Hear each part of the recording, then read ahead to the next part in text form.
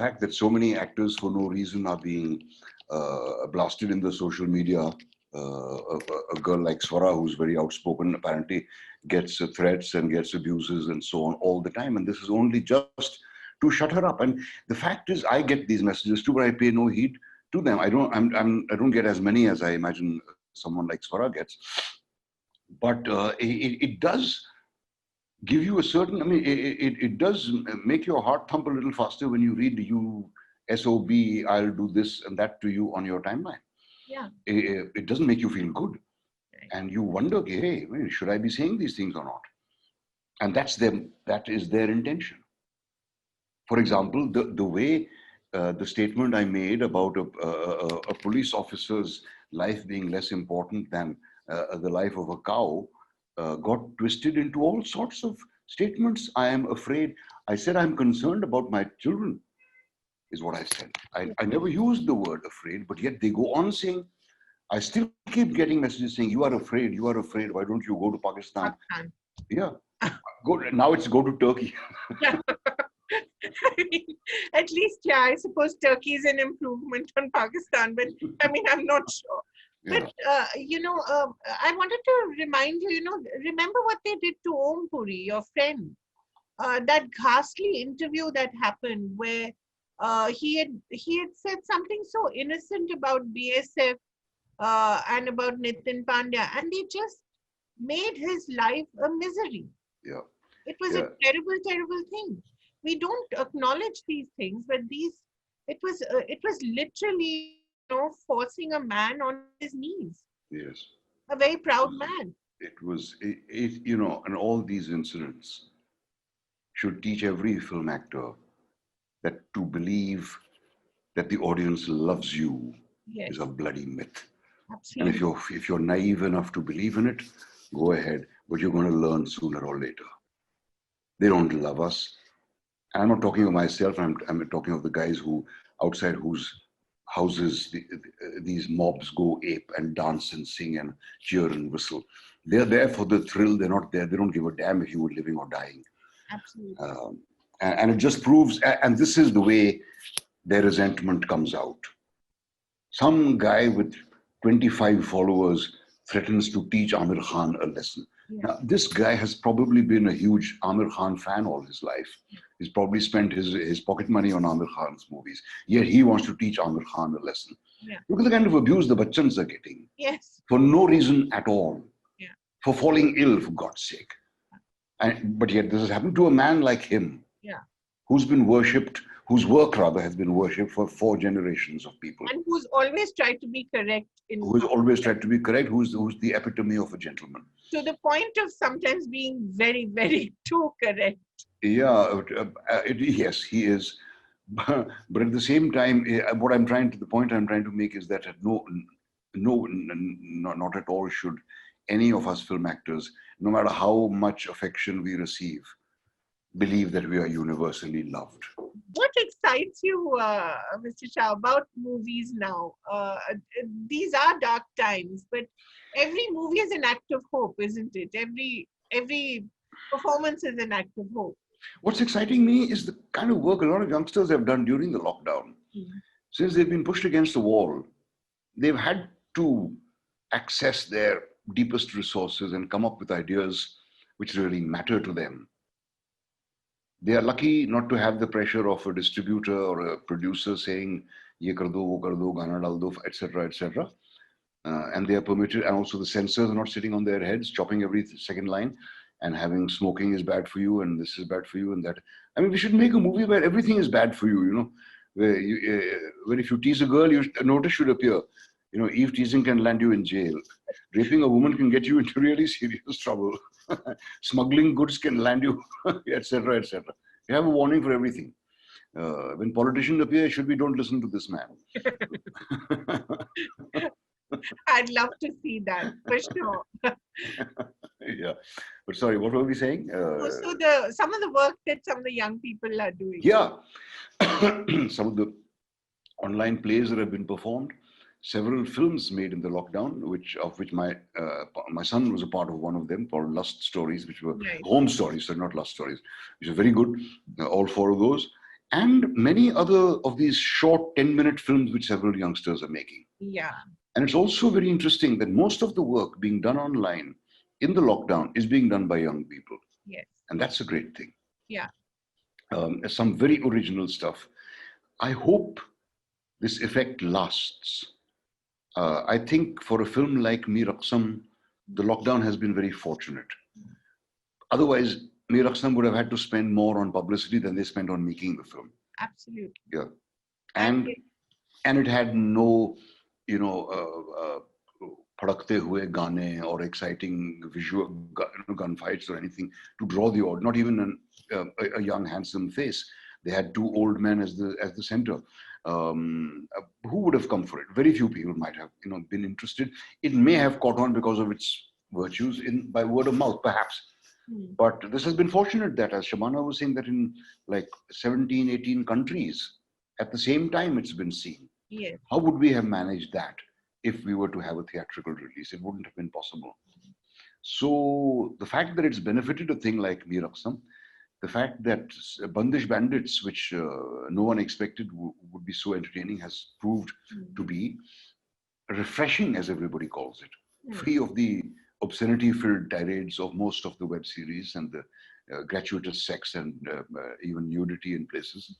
This is completely, and it's very refreshing, and people are appreciating this, whereas there was a time when people go to see a movie just if they heard there was a nude scene in it, Yes. Yeah. I remember a Russian film called The Gypsy Camp Vanishes into the Blue. Oh, yes, of course. It was shown around the early 70s, right? In every morning show, it had the longest life. Yes, because at the very end, there was a shot of a naked girl. Yes. People would sit through that entire movie, which they wouldn't understand, just to see that shot of a naked girl. Well, things have changed from there, but the desire to see nudity or to see something that will be a turn on is still very great, and movies still manage to supply it.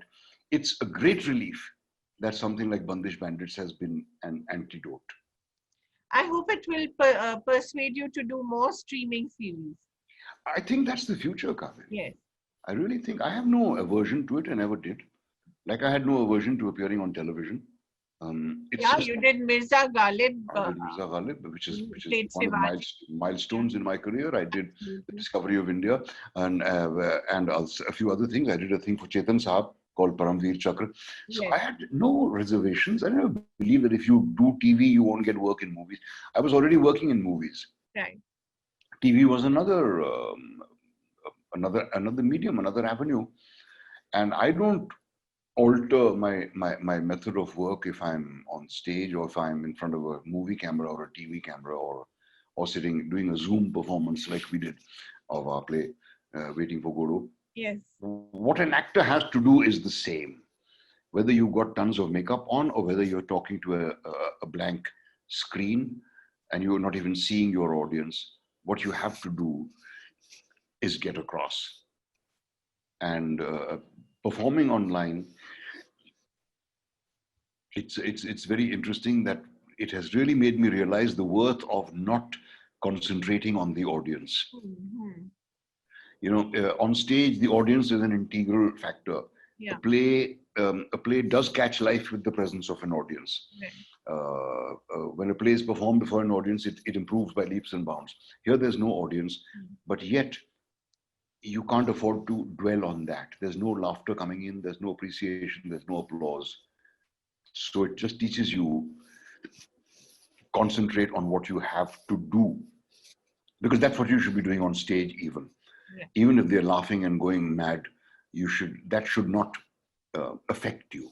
Yeah, but it's actually quite difficult because that really means you have to just understand the word and just focus on the text and nothing else.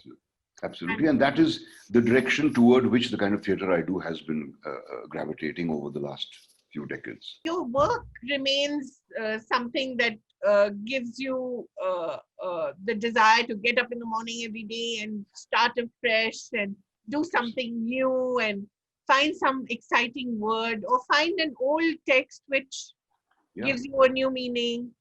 Yes, I feel very fortunate that I'm in the profession I am. Yeah. I thank my stars every day that I have been able to live this kind of life, the life I always wanted to live. There's too many people in the world who are miserable with the work they do. I feel very blessed, and I think all actors should feel that way, and also at the same time feel a sense of responsibility. Yeah. So, as you said, and as the example of the great Zohra Sehgal, Yes. who till the day she died would go up on her terrace and practice speeches that she delivered 50 years ago. There's always, luckily, there's so much more now that one can access through the internet and stuff. Zora back on whatever she knew, but I can access anything. I can access Oscar Wilde, I can access Shaw, I can access Fairs, O. Henry, anybody I like, and I can just, do a speech to myself and gain as much pleasure out of it as if I were performing it to others. And if I find a piece hits me particularly hard, then I try and spread it as far as I can through my work. And my work offers me this opportunity. It offers me the opportunity not only to state political beliefs, it offers me the opportunity to explore myself. It offers me the opportunity to understand the world. It offers me the opportunity to understand other people. I feel very, very lucky. Yeah, and I think also to discover new things, discover new people, discover new talent. It must be exciting to see fresh faces. Oh yes. Young Oh yes. people. Yes. And it is so, I'm totally bowled over by the quality of actors of this younger generation. I think most of them are absolutely fantastic, and we have some totally outstanding actors, both male and female, among the youngsters. As I said, they have been exposed to more than us, but also they have a sense of discipline, which actors of my generation lacked by and large. Actors of the generation before me lacked it totally. Totally. Yeah. Motilals and they lived a great life. Yeah, and they never thought these days would end, That's why you hear these tragic stories of people who lived in Pali Hill ending up in chawls. Exactly. Things, these youngsters have realized the worth of what they've stumbled onto. All of them don't attribute their success to godly beneficence, They know they've worked for it. There's so many of these kids who've come from nowhere, made it really big, entirely on their own steam. And that is something that's quite fantastic. And it's happening more and more. And having become successful, have been able to retain the qualities which made them successful, which means they understood what it was. Unlike the actors of a previous generation who, when they failed, had no clue why this had happened to them. Right. And that bewildered look in the eyes of a has-been star is one of the saddest things. But these kids of the generation after mine, disciplined, hardworking, well-informed, cinema savvy, and exposed to so much.